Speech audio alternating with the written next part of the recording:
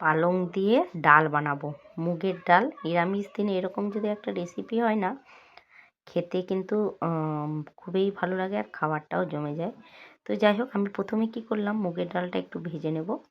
মুগের ডালটা ভেজে নিয়ে আজকে কিন্তু ডাল আমি কুকারে সেদ্ধ করব না, আজ আমি কড়াতে সেদ্ধ করব। কুকারে সেদ্ধ করলে কি হয়, একদমই গলে যায়, আর আমি একটু গোটা গোটা রাখবো আর কি। তো আমি ডালটা ভেজে ধুয়ে নিলাম, ধুয়ে নিয়ে তারপরে লবণ দিয়ে কিন্তু আমি সেদ্ধ বসিয়ে দিলাম। অন্য আর একদিকে কড়াই দেখো ভাজা, মানে আবার একটু পটল ভাজা করব। সে নিরামিষের দিনে আবার আমার একটু ভাজা ভাজি লাগবে, আমার ছেলের জন্য বিশেষ করে। তো পটল ভাজবো, বেগুন ভাজাও করব। সাথে দেখো ডালটাও কিন্তু ফুটে উঠেছে, বাট আরেকটু সেদ্ধ হবে, এখনও পুরোপুরি সেদ্ধ হয়নি। আরেকটু সেদ্ধ করে নিয়েছি, জলটা একদম শুকিয়ে নিয়েছি দেখো, ভাপে একদম দেখা যাচ্ছে না, জাস্ট ঢাকাটা খুললাম। তো এই অবস্থায় আমি কি করব, একটু হাতা দিয়ে একটু ঘেঁটে নেবো, ঘেঁটে দিয়ে জল দিয়ে দেবো। তো এরমভাবেই কিন্তু আমি ডালটা সেদ্ধ করি। আর যদি সেদ্ধ কেউ খাও না, এরমভাবে ডালের ভর্তাও কিন্তু খেতে ভালো লাগে। অবভিয়াসলি সেটা মুসুর ডাল, মুগ ডালের ভর্তা নয়। ভর্তার রেসিপিও অন্য একদিন তোমাদের সাথে অবশ্যই শেয়ার করব। মুসুর ডালের ভর্তাটা কিন্তু খেতে অসাধারণ লাগে। তো যাই হোক, এর সাথে দেখো ডালে একটু সামান্য জল দিলাম, শাকে যেহেতু জল বেরোবে। আর এটা কিন্তু আমি একদমই ঝোল করব না, মোটামুটি একটু শুকনো শুকনোই করব, বেশি একগাদা ঝোল কিন্তু ভালো লাগবে না। ওই জন্য পালং শাক থেকে জল বেরোবে বলে কিন্তু আমি পালং শাকে আর বেশি একটা জল দিলাম না। তো এরপর আমি দেখো, যে কড়াটায় ভাজা হচ্ছিল সেই কড়াতেই আমি একটু জিরে ফোড়ন দিয়েছিলাম, আর দিয়েছি বেশ কিছুটা কাঁচা লঙ্কা আর গ্রেট করা আদা। অবশ্যই এখানে গ্রেট করাই আদা দেবে, পেস্ট আদা দেবে না, কিন্তু গ্রেট করা আদাই কিন্তু এই ডালের ফ্লেভারটাকে কিন্তু নিয়ে আসে আর কি। এই গ্রেট করা আদাটা কুচিটা দিলেই হচ্ছে ডালটা খেতে ভালো লাগে। আর তোমরা যদি কেউ রসুন খাও, অবশ্যই ক্ষেত্রে আদাটা বাদ দিয়ে রসুন দিতে পারো, কিন্তু আজ আমার যেহেতু নিরামিষ, আর রসুনের থেকে আমার কিন্তু এই আদা দিয়েই কিন্তু ডালটা খেতে বেশি ভালো লাগে। এই জন্য আমি আদা দিয়েই ডালটা করলাম।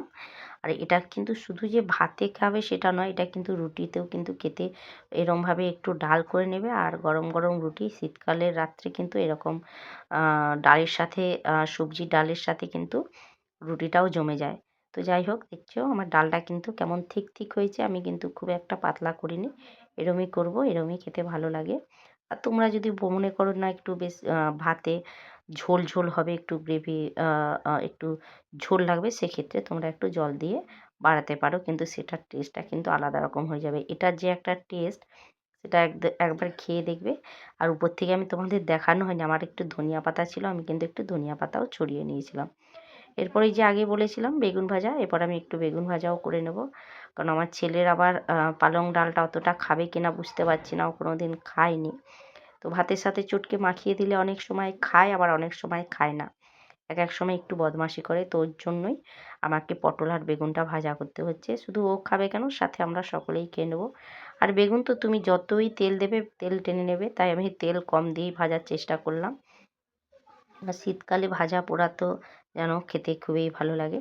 আর বেগুন ভাজা তো আরও সুন্দর লাগে, গরম ভাতে বলো রুটিতে কিন্তু দারুণ লাগে। আর আমি এবারে কুকারে কী করেছিলাম, একটু করলা সেদ্ধ দিয়েছিলাম, আর আলু, আর একটা কিন্তু লঙ্কাও সেদ্ধ দিয়ে দিয়েছিলাম। তোমরা হয়তো অনেকে ভাবতে পারো যে শুকনো লঙ্কা দিয়ে মাখলে ভালো লাগে, অবভিয়াসলি ভালো লাগে, কিন্তু এরকমভাবে একবার মাখিয়ে নিরামিষ দিনে খেয়ে দেখবে। আজকে নিরামিষ বলে আমি পেঁয়াজটা দিলাম না। এই ছিল আজকে আমার দুপুরের লাঞ্চ। তোমরা কে কী রান্না করেছো জানিও। আর আমার মতো তিতা খেতে কে ভালোবাসো, আর এরমভাবে করলা মাখা খেতে ভালোবাসো, অবশ্যই জানিও বন্ধুরা, আমার কিন্তু দারুণ লাগে।